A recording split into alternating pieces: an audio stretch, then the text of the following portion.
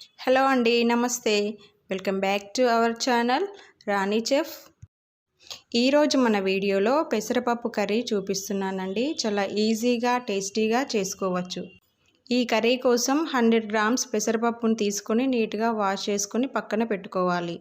ఇప్పుడు 2 onions, 2 tomatoes, ఒక carrot, 4 పచ్చిమిర్చి నీట్గా వాష్ చేసుకొని కట్ చేసుకొని పెట్టుకోవాలి. ఇలా నానబెట్టుకొని పక్కన పెట్టిన పప్పుని మళ్ళీ ఒక 2-3 టైమ్స్ అనేది నీట్గా వాష్ చేసుకోండి. ఏ గిన్నెలో అయితే కర్రీని ప్రిపేర్ చేయాలనుకుంటున్నామో ఆ గిన్నెలోకి పప్పునంతా ట్రాన్స్ఫర్ చేసుకొని తగినన్ని నీళ్లు పోసుకోవాలి. ఇప్పుడు స్టవ్ ఆన్ చేసి గిన్నెని పెట్టుకొని కొంచెం అందులో ఆయిల్ని కూడా వేసి పప్పును అనేది మెత్తగా ఉడికించుకోవాలి.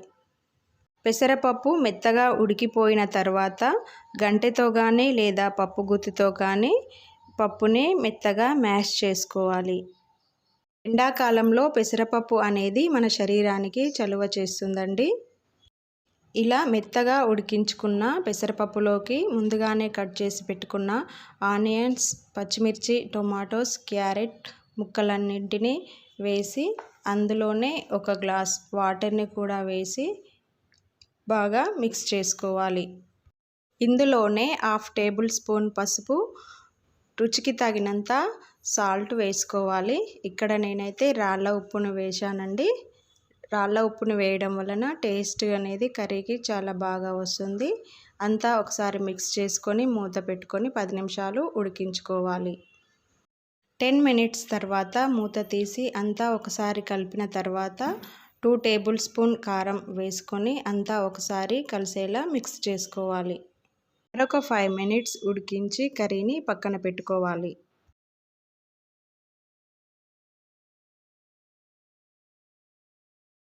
తాలింపు కోసం స్టవ్ మీద ఒక కడాయి పెట్టుకొని దాంట్లో 2 టేబుల్ స్పూన్ ఆయిల్ వేసుకోవాలి.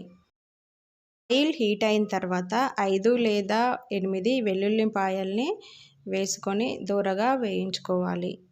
వెల్లుల్లిపాయలు దూరగా వేగిన తర్వాత 1/2 టేబుల్ స్పూన్ పచ్చిశనగపప్పు, 1/2 టేబుల్ స్పూన్ మినప్పప్పు, 1/2 టేబుల్ స్పూన్ ఆవాలు, 1/2 టేబుల్ స్పూన్ జీలకర్ర, అలాగే 2 ఎండుమిర్చిని కూడా వేసుకోవాలి.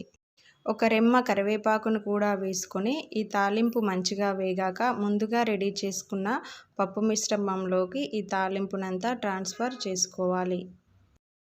కర్రీనంతా ఒకసారి మిక్స్ చేసుకున్న తర్వాత ఇందులోనే కొంచెం నిమ్మరసాన్ని కూడా యాడ్ చేసుకొని కర్రీని మళ్ళీ ఒకసారి బాగా కలుపుకోవాలి.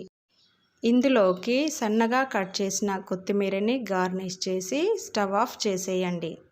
ఎంతో కమ్మగా ఉండే పెసరపప్పు కర్రీ రెడీ అయిపోయింది. ఇలా రెడీ అయిన కర్రీని వేడివేడి అన్నంలోకి సర్వ్ చేసుకొని సైడ్ డిష్గా కొంచెం ఆలూ ఫ్రై, 1 స్పూన్ నెయ్యి వేసుకొని తింటే రుచి మాత్రం చాలా అద్భుతంగా అమోఘంగా ఉంటుందండి. మీరు కూడా ఈ కర్రీని ట్రై చేశాక మీకు ఎలా కుదిరిందో తప్పకుండా నాతో కామెంట్ బాక్స్లో షేర్ చేసుకోవడం మాత్రం మర్చిపోవద్దు. వీడియో కనుక మీకు నచ్చినట్లయితే like, share, comment and subscribe చేయండి. Thanks for watching. బాయ్ అండి.